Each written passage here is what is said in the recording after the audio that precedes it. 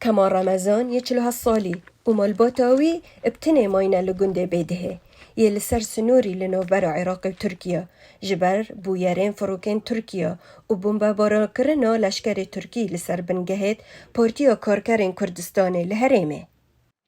يعني خالكيك باراميد جيا مال لبون مدرسه لبو جامعه لبو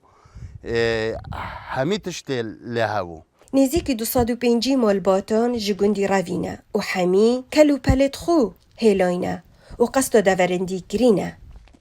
بس هم يخافون هم ما يقدرون يجن هم يحبوا خلقی گوندی دترسن بگرنوه لی او دخوازن بزفرنا مالن خو دا کوچه من خو آفتن هر چشتک لویره باشه او دخوازن بهن او دارن خوین سیوا آفتن لی او جبرگو لبارانی نشن يجون من القصف.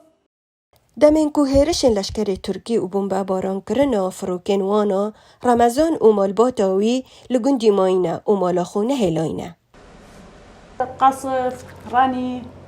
يضربون طلقات مرات دم بمبا باران و گل باران چد بن ام باز دین و چینت خانی و زاروگ دترسن لی ام نچارین لویره بمینین هر وصا رمضان تبيجت حتى او بخازن جهوارت خو بهلن او نشين. ما خاني نينا لهوكي كريجيت جرامن ما بيشينو بالكريا وبين و موچاشي نينن موچات كيمن يعني ام نشين هاريكاريا خوب كينش مادي و نظر مادي و ماده ميكيما جماركا گندن پارزگاه دهوكي وكي گنده بيده يا لسر ناحية كاني ماسه جصالن حفتي وورا وحتى نوكا تجيه رشا وتندو دجيابينا ريفابر ناحية كاني ماسه سر بالصبري دبيجتن افدفرا توشي قلق نخوشيا بيا.